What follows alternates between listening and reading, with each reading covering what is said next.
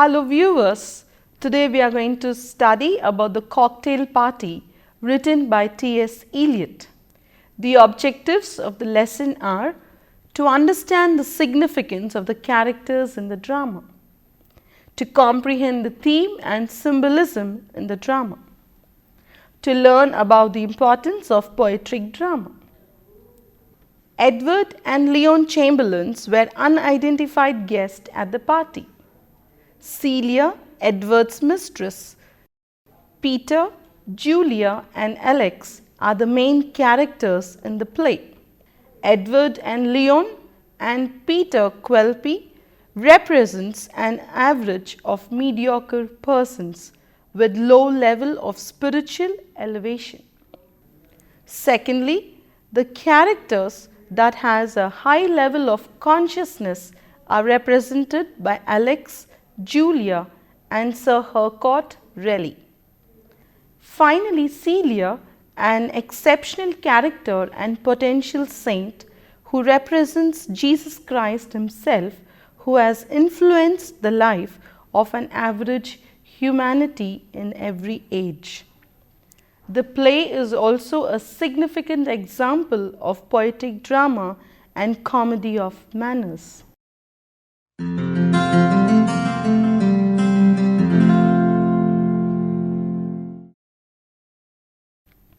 The Chamberlains, Edward and Leon Chamberlain, belonged to the aristocratic society. They were separated after 5 years of bitter marriage. As in common in marriages, they too indulge in working and led a miserable life. They blame each other for their inability to love one another and others. In order to prove their capability of loving others, they have clandestine affairs and violated the marriage bed. Edward flirts with Celia and Leon plays round with Peter in their social circle. The couple's relationship deteriorates. Living under the same roof becomes unbearable for them. In desperation, Leon turns to Julia for advice. At this point of time, the psychiatrist Sir Raleigh appears and suggests that Leon must disappear from Edward for the time being. Leon's sudden act of disappearance affects Edward badly. He realizes that he has taken his wife and himself too much for granted. His dependence on her is intolerable for him, but equally intolerable is living without her, especially in the social circle. The shock of Leon's disappearance leads Edward to self-exploration, a spiritual rebirth. At this stage, he is counseled by Sir Raleigh, who sheds light on the human follies and virtues that constantly changes. He says, understanding oneself is an endless process. Frankly, you know, neither you nor your wife, so you have to join with her again to identify it. After much contemplation, Edward renounces his mistress Celia, and his honest introspection guides him to align with himself. He gradually identifies himself. His union with Leon, after her brief absconding, dissolves his true self and realizes that a fictitious love is forced upon him by the lady. The new life of their choice. They embark a new life with more maturity and spiritual understanding. They are advised to be at peace with each other and work out their salvation with diligence. Having reconciled to the situation, they prefer an ordinary life. They make the best of the bad bargain and begin to live with spiritual awareness. Celia Copplestone is the second significant character in the drama. Celia Copplestone is a young lady of immense appeal in the social circle of the Chamberlains. She is Edward's mistress and is so desperate to see the divinity in him. Celia approaches Edward soon after his wife deserts him, but is shattered when she learns that he prefers Leon to her. A rude shock, Celia sheds off her illusion about herself.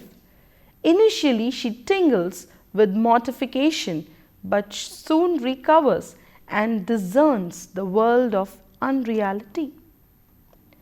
The first sign of spiritual awakening in her is an awareness of solitude, realizing that all relations of friends and humans are mere illusions.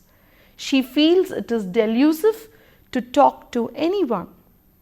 The second sign is a sense of sin which is strong in her, despite the fact that she has always been taught to disbelieve in sin. Being a member of a sinful society, she suffers from a feeling of sin. Eliot rationalizes Celia's character by making her prefer the life of a saint after her spiritual awakening, so that she can confine herself to loneliness and communion. At the time of her austere pursuits, nursing sisterhood, she is killed by natives. Significance of Celia's character. Celia revolutionizes her mind soon after shedding off her illusions about her aristocratic society and is radically consistent to the new role she plays. She was more conscious, spiritual, more aware than others, and so she paid the highest price in suffering. Her painful death is not an easy morbid aestheticism. It is said that her horrible death is a dramatic necessity. It is necessary to bring home to the readers the real significance of her choice. Julia and Alex. In the beginning, neither Julia nor Alex create an impression on us as persons of great quality. Julia seems to be a feathery-minded, obtuse lady who constantly forgets her property and pops in to get it, and becomes a source of fun to the audience. During any conversation, her mind seems to wander, and her power of cognizance is the feeblest. Similarly, Alex seems to be an officious, interfering, good-for-nothing fellow who boasts of expertise in cooking but makes a mess of the dinner he cooks for Edward. However, his sincerity is above doubt. He is genuinely eager to help Edward. Likewise, Julia's real disposition is hinted at from the very beginning. Though Edward calls her a dreadful old woman, her true insight into the problems of chamberlains discloses her personality. Eliot draws out an excellent comedy from her character. Frankly speaking, she has a degree of perception far beyond our expectations.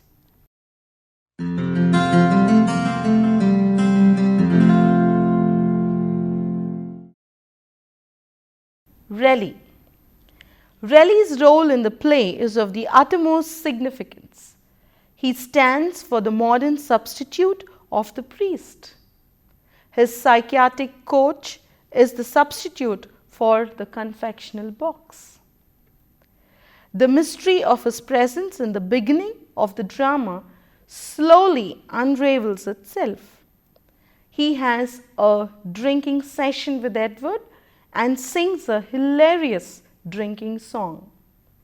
However, the serious side of his nature is soon hinted at in the advice and guidance which he gives to Edward.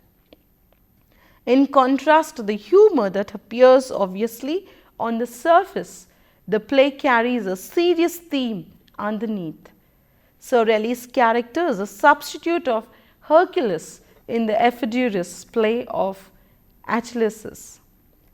Like Hercules, he brings back the life of the inhabitants of the modern spiritual wasteland, but not by the use of physical force in the manner of Hercules, but the force of the spirit and the mind. He merges the comic and the serious elements of the higher intelligence and sensibility very skillfully. He helps the various characters in the play to overcome their indifferences to each other and their misunderstandings and help them in establishing a foundation on which they might build their future. Peter Quelpi. Peter Quelpi is an emotional and rather affected young man belonging to the social circle of the Chamberlains. He has artistic taste and is interested in music, poetry and filmmaking. He admires Celia and would seek her hand if she had paid attention to him. Celia's refusal to accept him makes him work out his own spiritual salvation, which lies in making a choice and accepting all the limitations of that choice. He is largely mixed up about his choice, either to stay in England and take pleasure in imaginary rapport with Celia, or to go to California to pursue his career in filmmaking. Eventually, he prefers Hollywood. His life enriches itself by the sacrifice of Celia. Her martyrdom melts down his self-assurance. Finally, he realizes that his self-interest will never gratify Celia.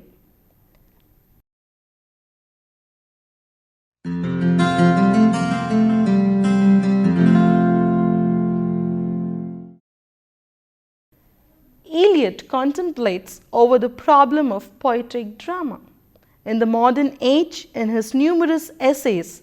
Before taking to the playwriting, he deals with Elizabethan and Jacobean dramatists and on the theory of poetic drama.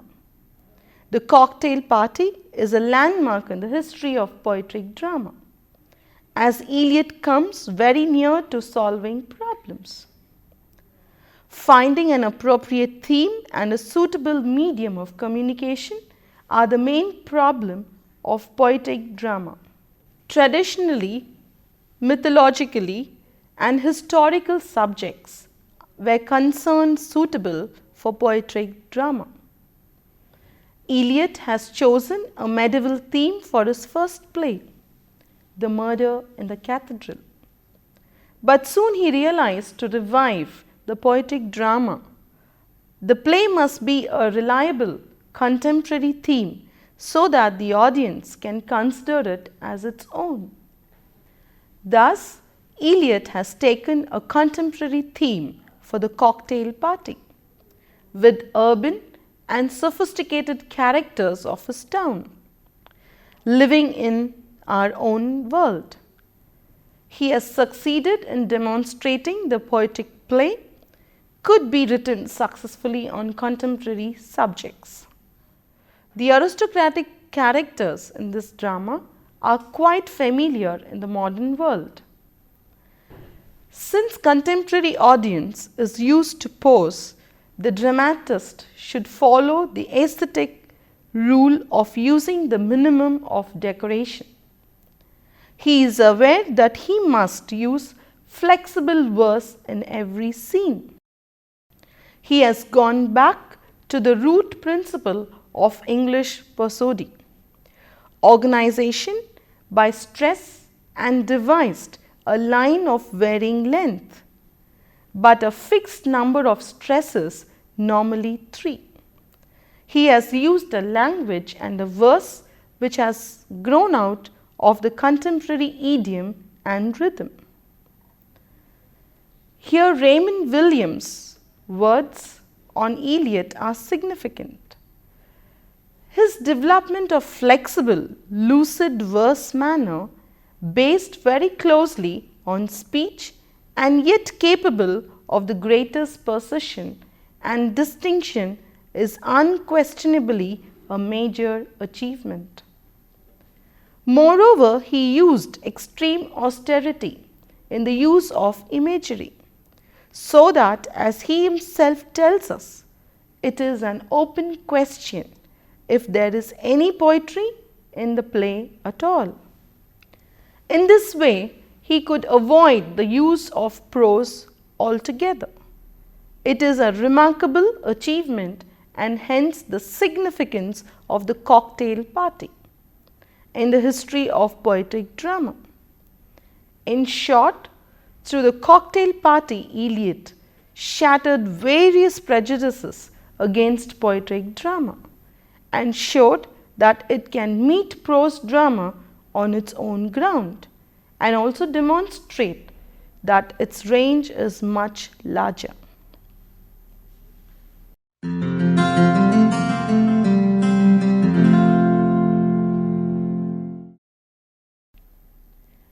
Like that of his other plays, T.S. Eliot is able to communicate the theme of spiritual discipline in the life of a common man and a saint to a larger audience. Besides entertaining, the cocktail party has dramatic effectiveness. Primarily, the play deals with the different levels of spiritual experiences of the saint and of ordinary mortal. To keep up the interest of the audience, the play has enough of surprise and suspense. In general, the play is very complex as it has many layers and each layer has profound meaning. There is a wide scope of interpreting the play in several levels, and a number of themes and ideas contribute to the richness of its texture. That's why it is criticized by various critics. The play is said to be a study of sense of spiritual isolation and loss of personality, a study in the failure of natural relations, a study in various kinds of self-deception in the modern age. However, the central theme of the play is the significance of the choice, and the other theme is how the choice of individual or the saint is socially significant as it influences and enlightens the lives of ordinary men and women. Indeed, the play shows the different levels on which a choice can be made. By placing Edward and Leon in a life of routine in Act 3, Eliot emphasizes the theme of the play, that they have to make the best of the bad bargain in the world full of fluency, violence and stupidity. Celia's choice strengthens the theme of the play.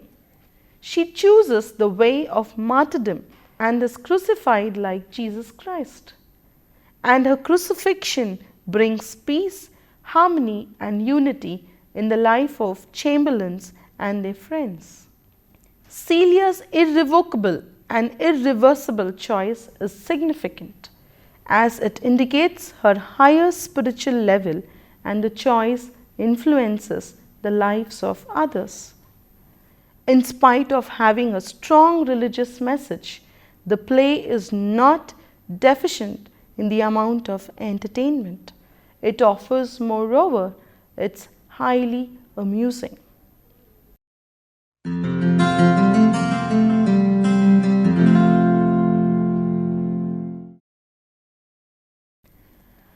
The source of the cocktail party is taken from Achilles, the Greek drama of Ephesus. However, Eliot has given a new interpretation and integration to the plot and its basic symbolism of spiritual death and rebirth. The origin of the story, taken from the Greek drama Achilles, has been so well concealed that the source could not be recognized until Eliot himself pointed it out. Even the guardians of the play, Sir Raleigh, Julia and Alex, have been made members of the Chamberlain's social circle and thus have been given natural grounds of their presence. In Eliot's play, Sir Raleigh plays the role of both Hercules and the Pharos, very significant characters in Achilles. Sir Raleigh's role gains significance in the cocktail party, as it symbolizes the spiritual savior. Furthermore, he symbolizes the priest and the father confessor, and his consulting room, the confessional box. He is a doctor who creates wonders with his knack and brings about spiritual salvation. Eliot successfully merges the symbolism of classics of Christianity with that of the modern science, the new science of psychiatry. The presence of the unidentified guest symbolizes the eruption of unknown forces into our lives, disturbing our feelings and comfort. Both Leon and Celia, the wife and the mistress of Edward, exemplify Achilles in the Greek drama. Celia symbolizes martyrdom and the sacrifices of Achilles. Eliot successfully transforms the characters and gives a symbolic significance to them. Edward and Leon are the counterparts of Admetus and Achilles in the Greek play Achilles. Leon, like her counterpart Achilles in the Greek drama, dies too. But it is not a mortal death, a casting off of the other self for her husband.